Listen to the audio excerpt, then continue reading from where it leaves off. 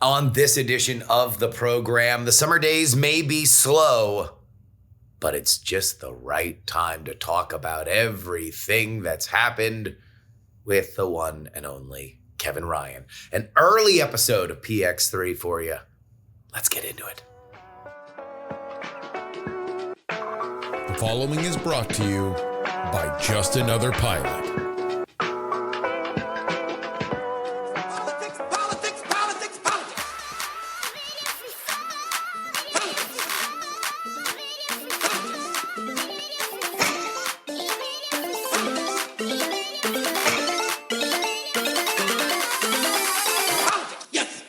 Hello and welcome everybody to the Politics program for, this is technically this is the Wednesday, August 13th edition of the program, but we're gonna release it a little earlier. Easy for me to say. I am at the butt end of a trip in Vegas. I've been in DEF CON for the last 3 days. Man, I don't know what happens, but nothing, no city is more hostile to me than Vegas. It wrecks my voice. It wrecks my skin. I am just not built for the desert, dude. I am not. I'm a swamp creature. I'm a little frog, and when you dry me out, you dehydrate me. It just doesn't do you boy good. That being said, a lot of moving pieces, and so we are going to do an early episode. It's going to be really fun. It's a conversation with Kevin Ryan, which is always a blast. So let's go ahead and get into it.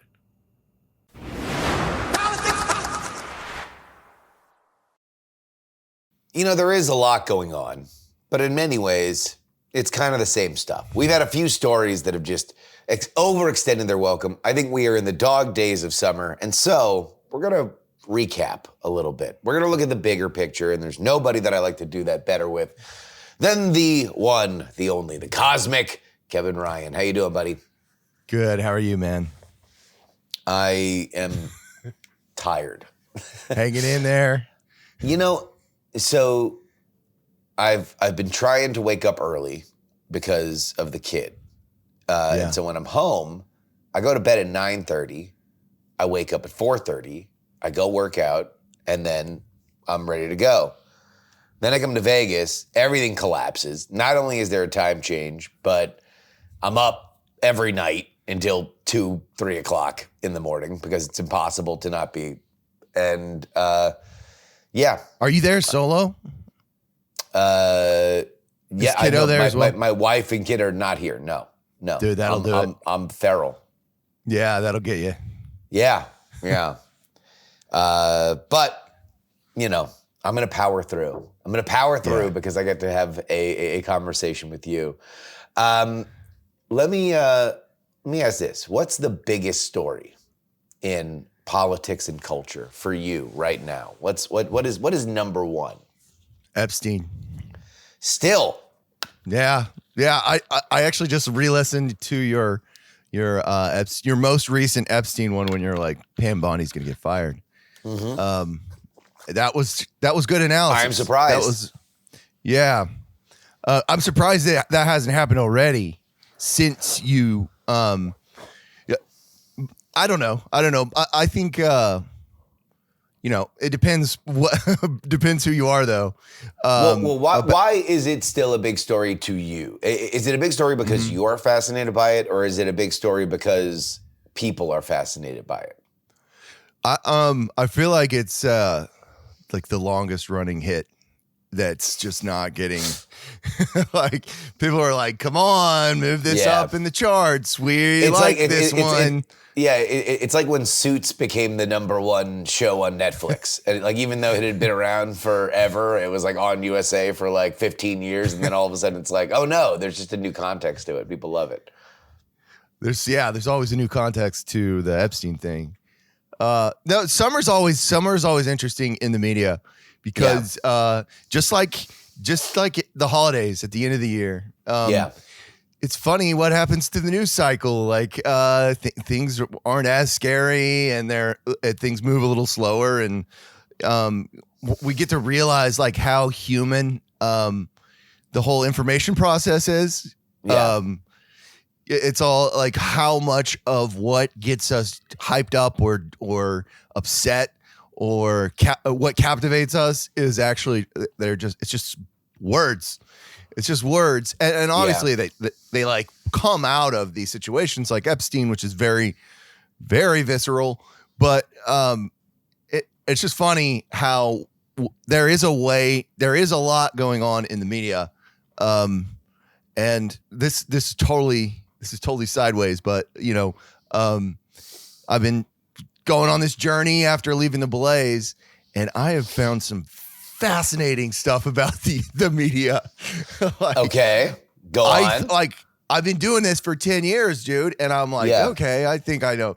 But so I was talking to an outlet, and we were going to sign the papers and everything, and then this was like maybe a month and a half back, and I can't say which outlet it is. Yeah. But Palantir got into the news, and it was like kind of got caught up in the Epstein situation, and the outlet just ghosted me. And then like when because of a money thing, or because you had a particular opinion about Palantir? No, it's worse than that. It's way worse than that. Yeah.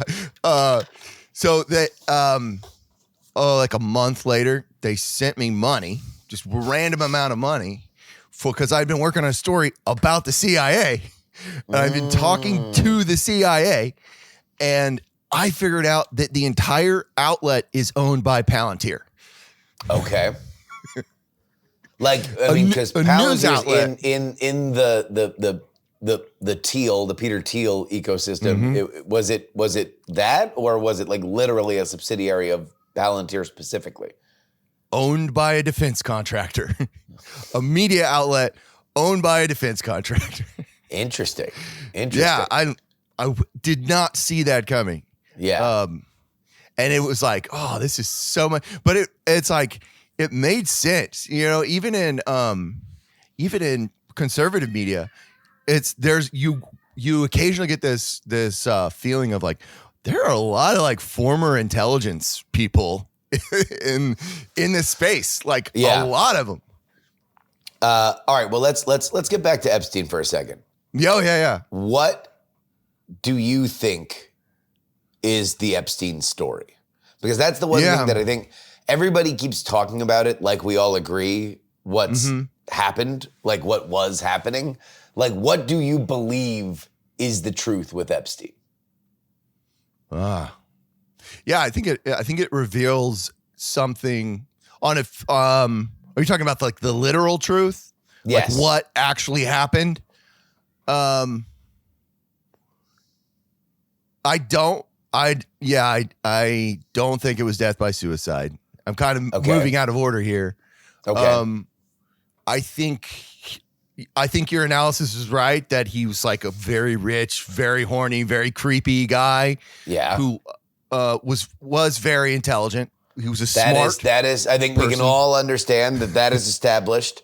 Old, creepy, horny, rich. Horrible combo for the world. I mean, look, there's more of those guys out there than people want to admit. Now, where we tend to cross the threshold is how much is he a part of a larger system? Be it some kind of pedophilic sex ring for which he was the madam, or is he a honeypot as guided by some intelligence agency, either local or foreign? So that's sort of why I mentioned the Palantir thing. Yeah.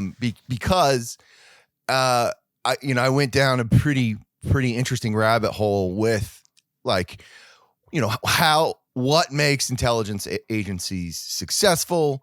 And I think that what's fascinating about it is like just the idea that we're talking about the fact that he was probably an intelligence asset is a success for the intelligence community.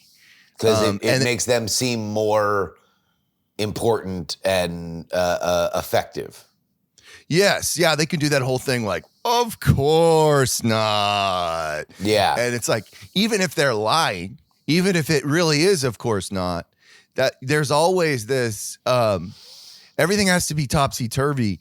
And that's like, I understand why a society needs that, like why that has become part of warfare. And this is a much larger conversation. Just even going back to like the Cold War, but it's such a fascinating part of modern life where there's just like confusion is just constantly upending everything, and then once everything's upended, it just upends back, and you're like, wait a minute. Yeah.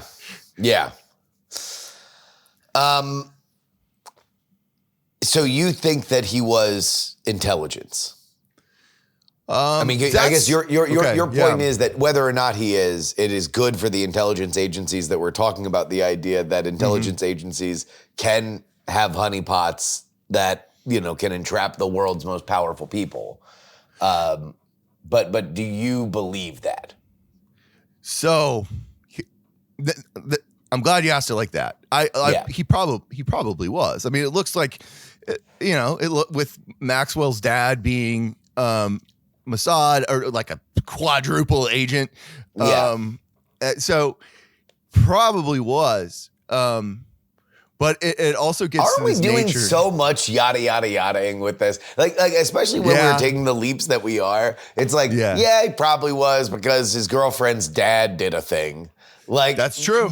That's that's true.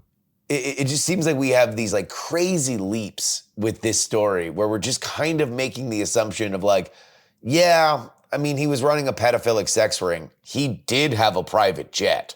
That's the only thing anybody does with a private jet and a private island is run an international pedophilic sex ring. What's strange though is like the yada yadas are very short, and they lead to like Bill Barr's dad being the one who hired him at Dalton, and the fact like, oh, this private jet had like Kevin Spacey, Chris Tucker, and Bill Clinton on it at the same time as they were like moving around Africa. It had Matt Groening from The Simpsons. It had like this crazy list of people. And I think one of the biggest things it reveals is that like people really want money. And that like, if somebody has a lot of money, they'll like cover their eyes and hang out with a convicted sex offender.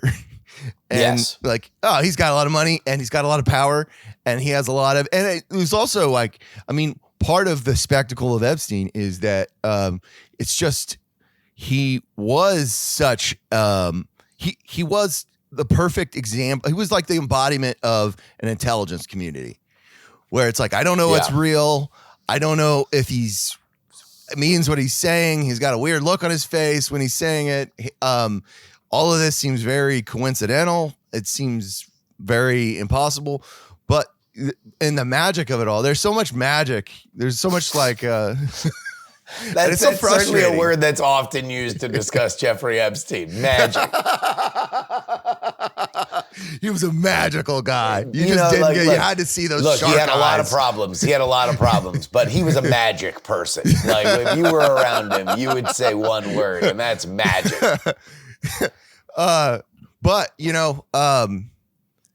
there's also Sydney Sweeney, dude. The Sydney Sweeney news cycle. This is why I had you on. And then we're back to the only two stories that anybody wants to talk about, which is like this Epstein thing that's now been reheated, but it's got a new coat of paint, which is that it can be bad for Donald Trump. And so now you have just a new audience for it. Yeah. You have a new thing that Trump critics can say, and that's fun for them. And that's great. I don't know. We have no new information on this. I mean, I guess that's part of the reason why we're even talking about it in the first place, is because we were told you have all the information you're ever going to get on this. I know we said we were going to bring you more information, that things were going to be clearer, but we're not. So now move on. That obviously is backfired. Yeah. And then you bad have strategy. this Sydney Sweeney story, which I tend to think is really just a gauge of like, oh, there are people on the left that will just do this forever. They're going to do the like super hyperbolic, psychotic reaction thing forever. And it has not been contained in a small enough blue sky. Like it leaks out into other channels. Because that's the big thing that I've heard from liberal friends of mine who are like, yeah, well, like we are beholden to our craziest fringe, but it's like 5 people saying it. And then it's like, no, it was like on MSNBC. Like it was in your like version of mainstream opinion. And also I think the bigger story of it is that nobody wants to stand up on the left and be like, no, that's crazy. Yeah. Because they're afraid of getting yelled at by these people. The people that are upset about that will yell at you and you know, I guess it is kind of the mob mentality thing. There's a lot of that. And I also think that that's what we all kind of want. I mean, like we had a pretty rough news cycle. I mean, it was like 3 news cycles in a row where it was like, oh, war, you know, World War, genocide, you know, the elites are running a pedophile ring and they're doing it right in front of our eyes and we can't do anything about it. Oh, thank God. Sydney Sweeney. Like, yeah, we can all talk, we can all like but really, get pissed about this. You know, it's funny that we even just say, oh, it's about Sydney Sweeney because she's in the ad, but she said nothing. She literally like made an ad and is hot, and that's her role in this. It is the reaction of the idea that like, oh, this is a racist dog whistle. Yeah. You know, we are. It's good marketing. Like the marketing campaign. All right. Do you think that successful. That was intentional? Oh yeah, definitely. All of this is intentional.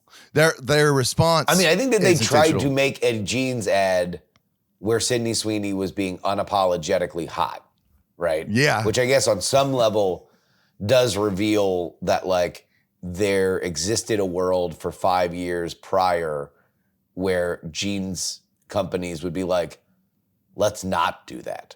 Let's not just find a smoke show to wear our jeans and be like, I'm hot, buy jeans. Which is like, it would be like 5 friends of different races running through a field and, you know, setting off fireworks or something. Like that would be the way to do it. So I guess on some level, culturally, it's like we are becoming more comfortable with the idea of like, oh, a smoking hot blonde with big boobs. Like that turns out that sold everything. It sold every product, and jeans are no different. Yeah. I guess there's that part of it, and then there's the everything is a racist dog whistle to some people. Like you can live a magical life where everything's a racist dog whistle. Like, do you think that that's? I have a hard time because I hang out. You know, we have a lot of friends. We have like all over the political spectrum, and now that I'm like, you know, in a part of like the politically homeless movement again, officially, because I'm not. You are working with Bridget Fetisi, for whom every time a story about that involves boobs is in the mainstream, let alone Sydney Sweeney, who has been the biggest purveyor of these stories. It is like a political windfall. It is a windfall for Bridget Fetisi. She has found herself at the cleavage of boob-related discussion in political media. I love it. It's great, dude. It's such because there is like there's a lot of depth to that. Like it is heavy subject matter. As you said, there's a I'm deep glad we're having a capital D discussion. about America's relationship with boobs. I mean, it was cool. It was cool for my meetings to switch from these very okay, how can we really tap into fear? To hey, how can we really tap into the other thing? Yeah. No, which, by the way, for people who haven't read or watched Bridget on this, she has been unapologetic in talking about the position of boobs in culture, and for whatever reason has been looped into anything related to Sydney Sweeney's boobs. That's just a thing where she's a part of it. I think she might have chased it at some point, and now she just is wrapped up in this discussion, no matter what. I think part of it is we were talking about this in the writer's room. Part of it is, what I paraphrased earlier, which was one of her points, is come on, man, people need a break. People need a break. The left-right thing is, it's a oppositional tension that needs to exist. We need it. It's for all the books in the past 5 years that have begun with our country is more divided than ever. All the campaign speeches that began like that. It's okay, well, maybe there's some cohesion in this division.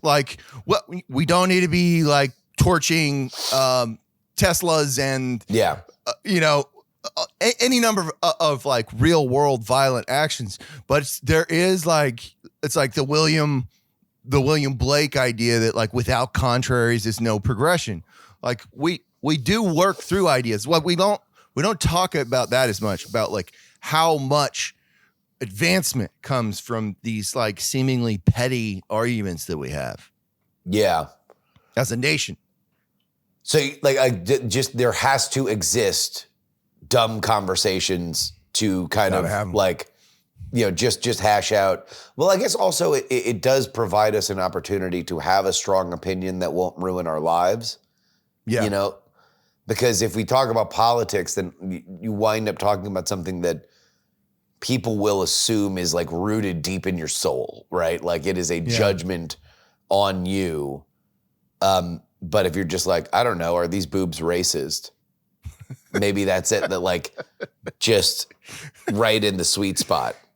Yeah. Where it's it's not serious enough that you can have a conversation. Yeah. I mean, that's really what this is. It's racist boobs. I guess really when you think about it, that's a great American story. Yeah. We took two things that we talk about a lot, racism and boobs, and we put them together. Oh, and there's the code it's so coded in so many different ways. American Eagle. It's okay, yeah, that's I could see that. There's so many aspects. There's so much wordplay here, and a lot of it's just totally unintentional. But and the Nazis come back, and the Nazis really make so many appearances in American politics. Nazis are, they're, I mean, I would say they're they were bad. I don't know. I don't know where to categorize the state of modern racism. Yeah, that's a good question. Because I don't think that it's really that big of a thing. Not to say that we don't all have racial thoughts and there's not, a racial context to our lives. There surely is, in the way that we are all judged for various different things. But I don't know if people are more racist now. No, I mean, I don't think so at all. Yeah, I would tend to lean no. Yeah. And I think we're also post racism, which, But then again, if we're not more racist, then I sure have gotten a lot of Instagram reels from multiple friends about a song about Hitler for the last 3 months. I don't know where we bake that in, where it's post-ironic Instagram's racism. Wild. Yeah. I don't know whether or not this is just a me thing, but I have multiple friends that still continually will send me memes about the Kanye Heil Hitler song. The song. The song really embodies everything that we're talking about. Okay, go on. Because it is like, first of all, the Sydney Sweeney ads. First, they took my kids away. Anyway. Yeah. No, I think Gay Fish did Kanye. That's what really, he never survived Gay Fish. And that was like his I watched Austrian that episode art on school. a plane the other day. It's such a good episode. Oh, it's God. amazing. Well, Yeah. that's at the heart of all of it. Like the Sydney Sweeney ad is good marketing. Like if you completely remove the fact that I don't know if you can remove the fact that he's saying Heil Hitler from the song titled Heil Hitler. Yeah. I mean, and there's another word before it that kind of like just brings it all together. The melange. Yeah. No, that tension, and that is like the same kind of strategy that we talked about with what the strategy of intelligence agencies. This like constantly ironic, post-ironic, meta-ironic. I'm winking at you. I'm smiling. I'm saying one thing and doing the opposite right in front of you. But when you say I'm doing the opposite, I get really offended. It can be so dizzying. And I think it gives everybody some exercise. Like Just to try to quantify what these things are. Yeah, it's just, I mean, it gives, we lost the novel. The novel died. And what are novels good for? You know, you read them, you connect theme, foreshadowing, a deeper meaning. The argument about the toothbrush between the married couple is not about the toothbrush. It's about, the other thing that the story is telling. Yeah. What is the story? We're story hunters. We need story. And I think that seems to be the like through line of everything we're talking about. I tend to not believe, to go back to Sydney Sweeney, that ad says more about the fact that people reacted to it than their intentionality to it. Yeah. I think that they just tried to make an ad where Sydney Sweeney was making a kind of post-ironic, clever joke and was being hot. Yeah. Right? No, it was successful marketing. And then it was the reaction of like, oh, anytime you mention jeans, you are summoning Hitler. that then made it a story. Yeah, that was a bad response. I was like, come on, guys. Like that's Sesame Street Kanye's wouldn't do that. making songs with him in the chorus. Like, I don't think we live in a dog whistle age. Yeah. No, it's like if she really wanted to tap into it, she'd be like I'm an Aryan model of beauty and excellence. Buy jeans if you are for racial purity. She would need to have the armband while eating a banana with the eagle hat on, being like, no, I don't believe in this. Like, but even then we'd be like, I don't know, maybe they're being ironic. Maybe they're parodying Kanye. I think she's the modern Dolly Parton. I think she might be really smart. Yeah, this is my new Sydney Sweeney thing, that like she's handled this effortlessly. Like in a way that I don't think a lot of celebrities would. No. Like to be at the center of that, where somebody like is like calling you a eugenicist and then just not do anything, not feel pressured to respond. American Eagle responded, but didn't apologize. She hasn't said anything about it. And I think that's hard to do, dude. Very hard. That's hard to do, like in a group chat. Especially she's in Hollywood. Like she's still a bankable movie star. She needs to remain in good standing with, some people who are going to read those blue sky threads, that are going to read those MSNBC articles and take them seriously.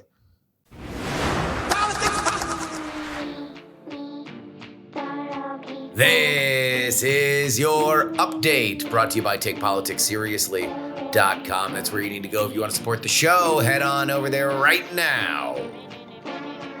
President Donald Trump will join European leaders, including Ukrainian President Volodymyr Zelensky, for an emergency virtual summit Wednesday, organized by German Chancellor Friedrich Merz, ahead of Trump's Friday meeting with Vladimir Putin in Alaska.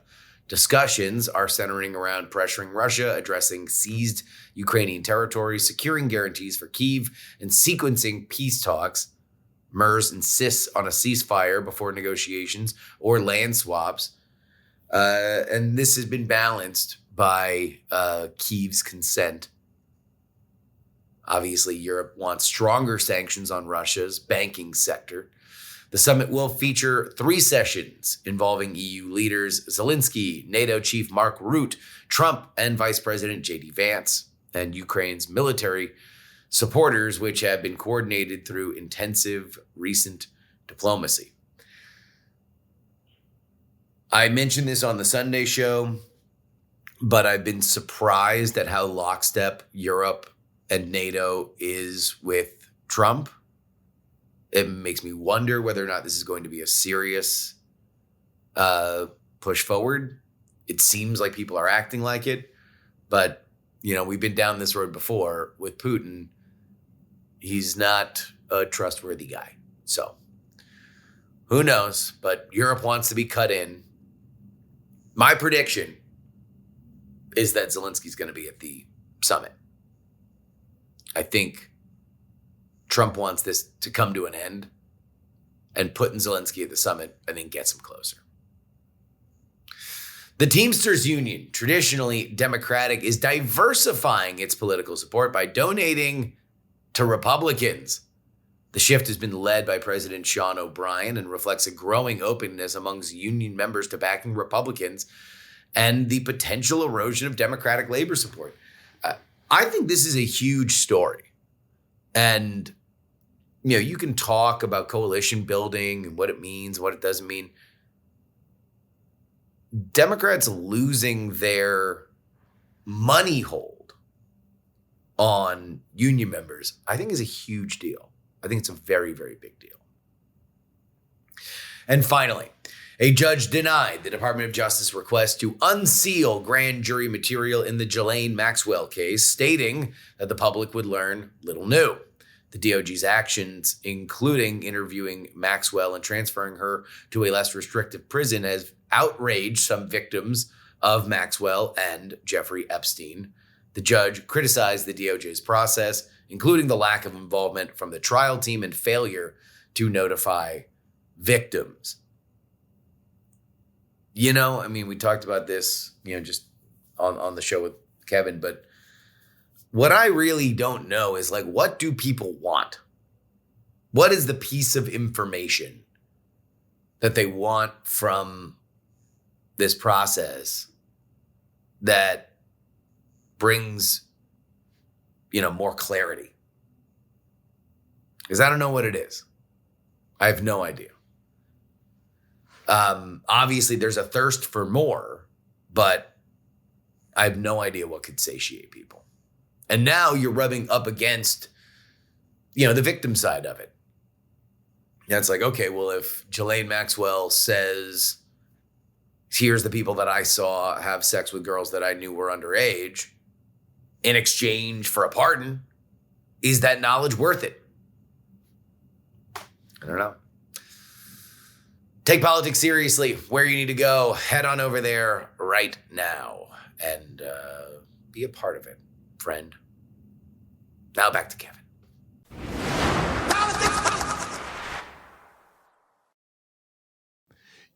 One thing that astounds me about this is how I remember reading Vivek Ramaswamy, who just totally vanished from American life.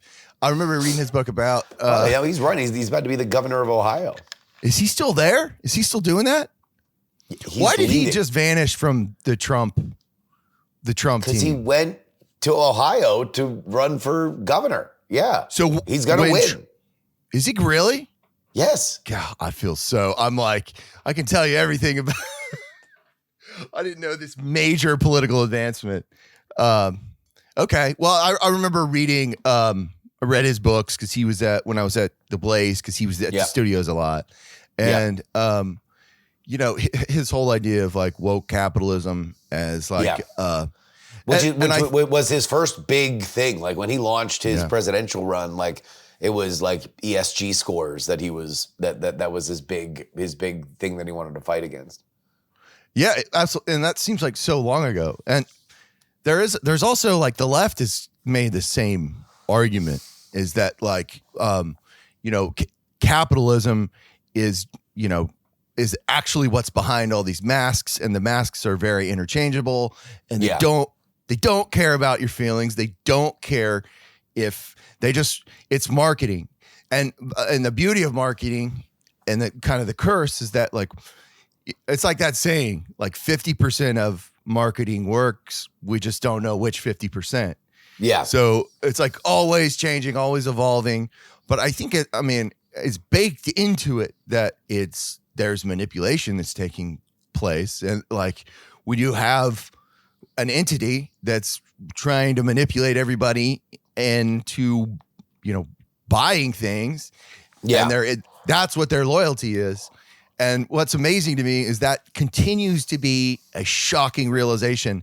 And it's like, the media was a part of all of this. Yeah. They were part of this Sydney Sweeney performance, Yeah. It also is another story that I'm shocked. Now we're just talking about the conversation about the conversation about the conversation. Yes. But I don't know. I don't know what it says. I think part of the larger narrative is, and this is something that did kind of surprise me, because I thought Trump was going to win. And then when he did, I was like, oh, this is going to be different than the first time, because we've been through it. It's kind of old. If Trump wins the popular vote, so maybe people are going to think about it in a different way. Like the idea of Trump winning isn't like, oh, there are like 9 fringe psychos that voted for him from a liberal perspective, and so it's not going to be resistance 2.0. Yeah. But then there's some people who are like, no, we're putting the band back together. We're doing resistance 2.0, and I think that's the larger kind of conversation that's happening underneath the surface, is like, how into politics is everybody right now? Because my thought was we were actually just going to get a break a little bit. I think that people were going to retreat to their corners. They didn't want to scream and yell about it. Whatever. Some people got what they want. Some people didn't. But this is a thing now. And I think that is happening. Mm-hmm. But the people for whom are really mad are maybe madder than ever. Like they have subsumed, like the liberal rage that I've seen dwarfs this time some of the stuff that I saw in the first term. Really? Yeah. I've seen a lot of, I'm trying to think of the trope that this fulfills. A lot of like kind of behavior that says, oh, thank God he's back so I can be this angry again. I do think that there's part of it. Yeah. Like that they liked being in the resistance. They liked hating Trump their whole personality. Like that was it was comfortable. If anything, it might have been nostalgic, like that they remembered better times when they were just mad about Trump all the time. And now they get to do it again. The band's back together, like you said, but it's a reunion tour. The band, like Sonic Youth, they're not putting out the hits anymore. Yeah, dude. When you like seeing Sonic Youth, it's a lot 30 years after. Yeah, it's a lot of warmed over drumpf. Yeah. Like, okay, yeah, that was good. That was good the first time in the studio. But then again, I mean, now you get the Epstein thing, so it is a little bit different, right? Because now it's like, oh, he's a pedophile. Yeah. Yeah, well, so what's your biggest news story?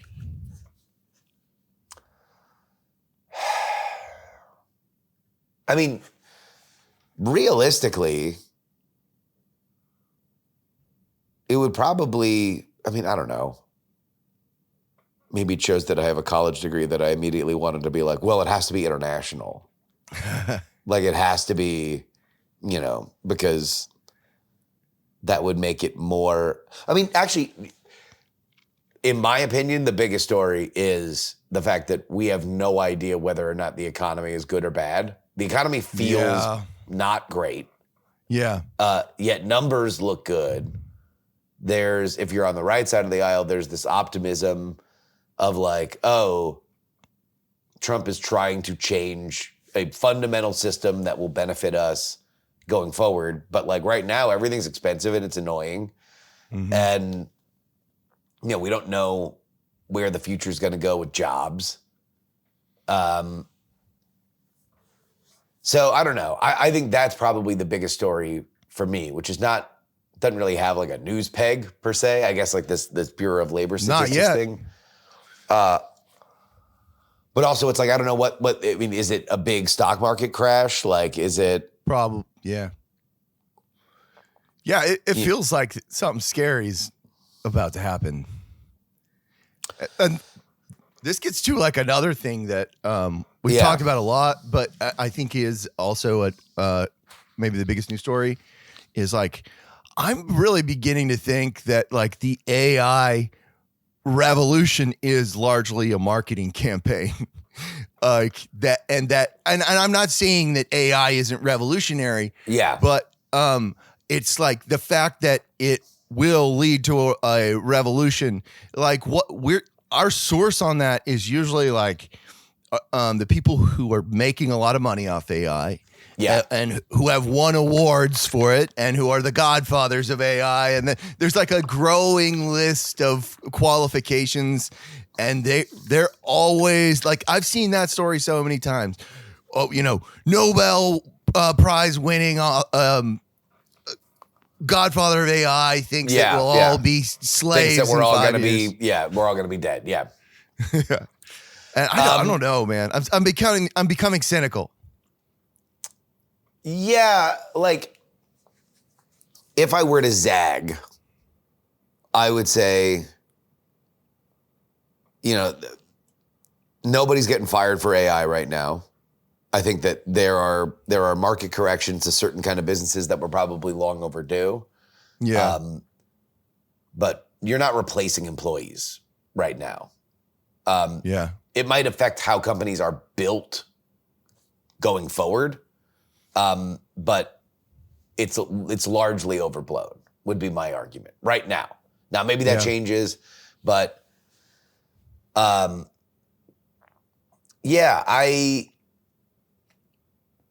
think it's very, very weird because it's clearly the future. Everybody knows it. And yet that leads a lot of people to point at the exact path that it's going or when it will go down, and it's wrong. Like, we don't know. We know in general, like, that we are here and that the future is over here. But we have no idea the route that we're going to take to get there. And it leads to a lot of BS. It leads to a lot of dumb takes and a lot of dumb discourse. So, like, I don't blame you as somebody who's like just, on, in the space, but not, super into the weeds on the tech, that you're like, oh, nobody will shut up about it. Mm-hmm. Every time I interact with it, I might be underwhelmed. Mm-hmm. And it keeps trying to infest every element of my life. And very rarely am I like, oh, thank God, a new AI thing. Yeah. No, for sure. Yeah. And I'm also seeing like a lot of like scammers using it. Oh yeah. And they're not using it. They're using it in the same way that the marketing campaign would, which is like, invest in my course and I'll teach you how to use ChatGPT. It's like, no, you can't do that with ChatGPT. You can't create this autonomous being that's just manipulating the stock market in your favor, and you don't have to do anything, and you get to go to Maldives and drink cocktails all day. Like, but that's the image that's being sold, and that's like, oh, okay, that's a con. Yeah. I don't know. It's interesting, and I think there's no soul. It doesn't have a soul. It lacks so many things. And as a writer, I'm not scared of it because it's just it's a useful thing that I can use, but it's like it's never going to like write for you. Like you still have to do the painful work. You have to do the research. You have to do the writing. You have to do the thing where you walk around your room going like, I can't write anymore. Yeah. Until you come up with the perfect line. Yeah. Like it's never going to do any of that stuff for you. And unless you do all that stuff, the word that people read is not going to be captivating enough for you to be successful at it. Yeah. Yeah. I think that it will lead to new definitions of art.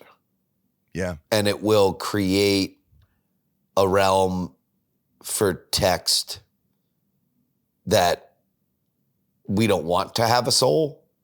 Like not everything needs to be enriched with a kind of humanity. I do think when we do want it, we will want it. But it's like, I don't want my morning itinerary to be penned perfectly. I just want to know what the hell I'm doing today. That's a good point. And that actually gives more power to the very humanity-based. I think it will also make art more human because it's like on Substack when you see a typo, you're like, okay, well, it wasn't written by AI. Yeah, I'm not dogging on it. But because it's been so useful, like the process for me, and I don't mind like just, I'm not a gatekeeper. Like when I'm doing my Substack stuff, I just like I'll do all the writing and all that. I drop it in there and I'm like, okay, you're my editor, my copy editor. I need you to be harsh. I need you to be honest, but I don't add any words and do it in list form and just talk to me like you're an editor. And that's very useful because I like that used to be a very frustrating, complicated process that sometimes it took a month to get a story out. Yeah. And it was like, oh, okay, it can be done much quicker. And then like do you find that the notes are good? Yes. Yeah. I mean, you still have to do a reread. You always have to, but and one thing is like, it's just, you kind of have to be like, hey, slow down, buddy. You're like, do a reread now, chat. Yeah.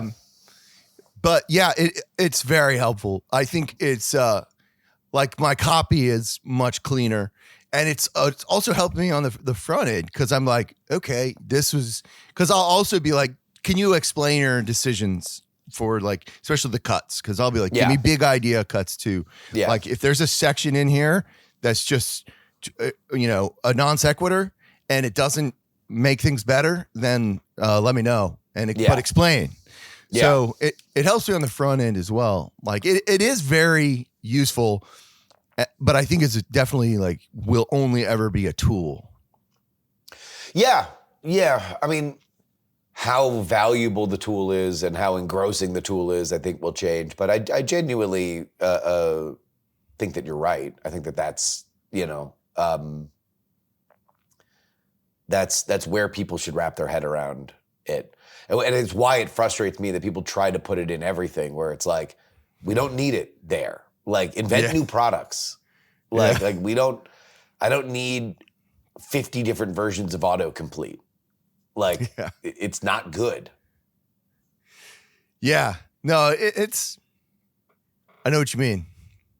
Yeah. So, was it last night that we were talking about chefs? Do you want to talk about chefs? Is there like a political space? Can we politicize chefs? So all right, let's bring people into the conversation. You had a hot take about chefs. What was your hot take about chefs? I just like it's so frustrating to me that like chef culture is like held. All right, define that.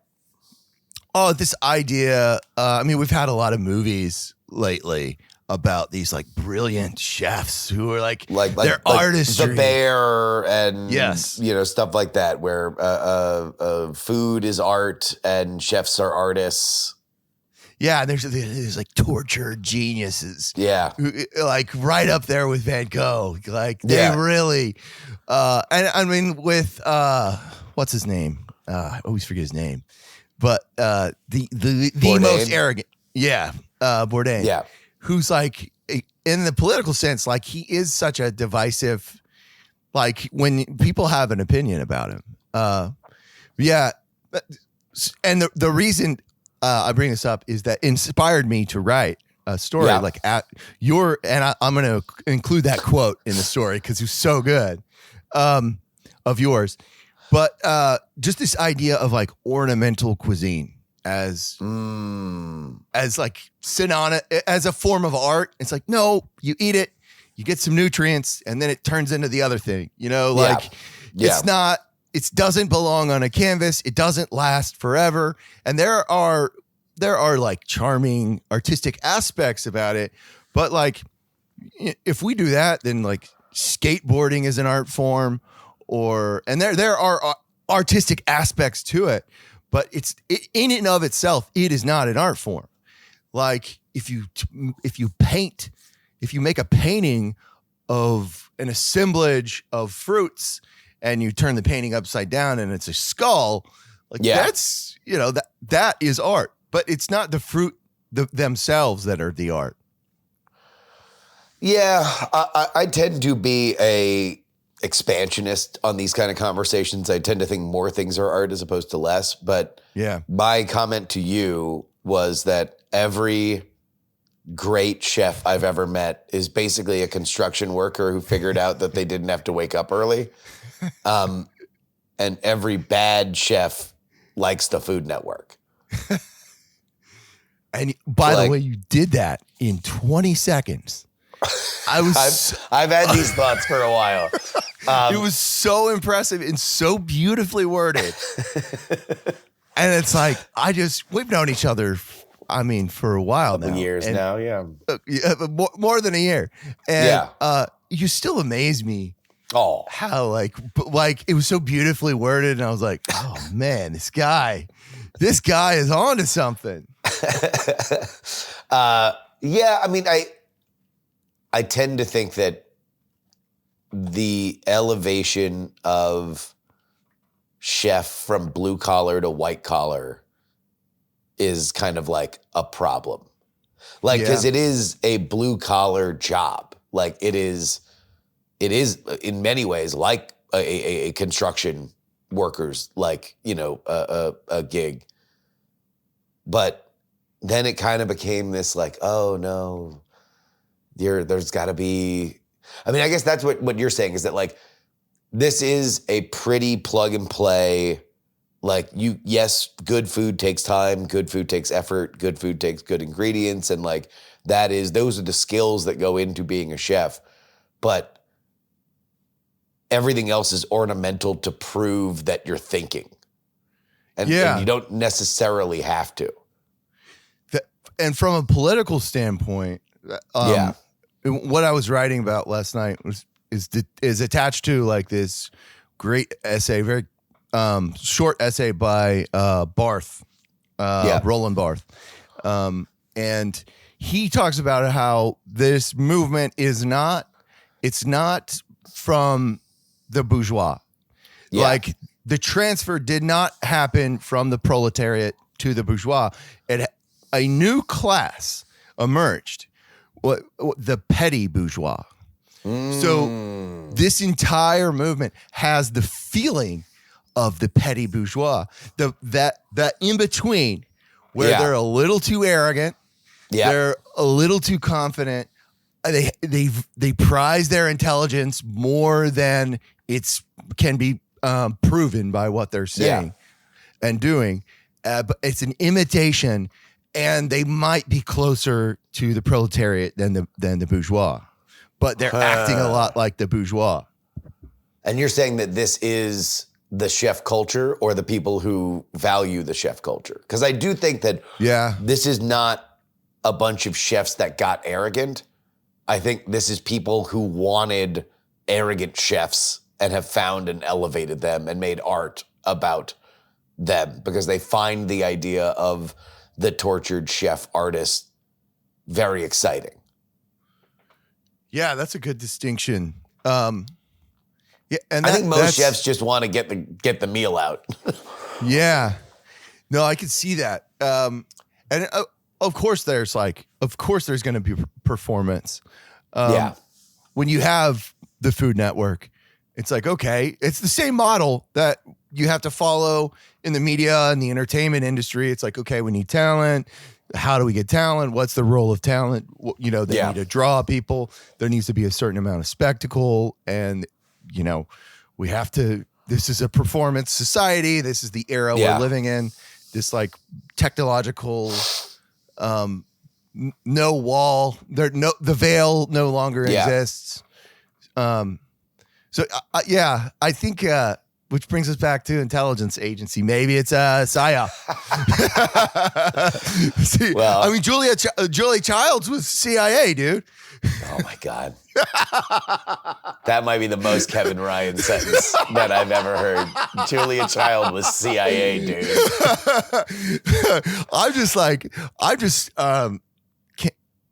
I can't believe that I actually pulled it back to CIA. That was. I'll tell you what, we're gonna tap out right there, Kevin. I don't know.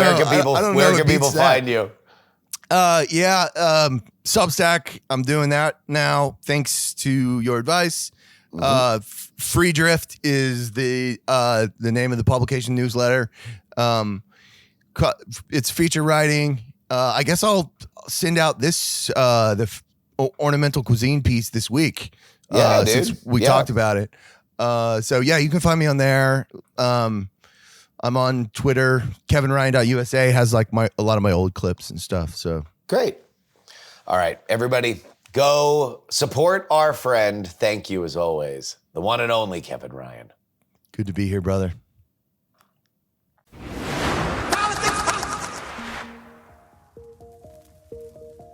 And that'll wrap it up for us today. Politics, written and hosted by me, Justin Robert Young, for Dog and Pony Show Audio in Austin, Texas. You can send me any email that you'd like, theyoungamerican@gmail.com. You can follow us on social, Justin R. Young on TikTok, Justin R. Young on Twitter. YouTube is Politics.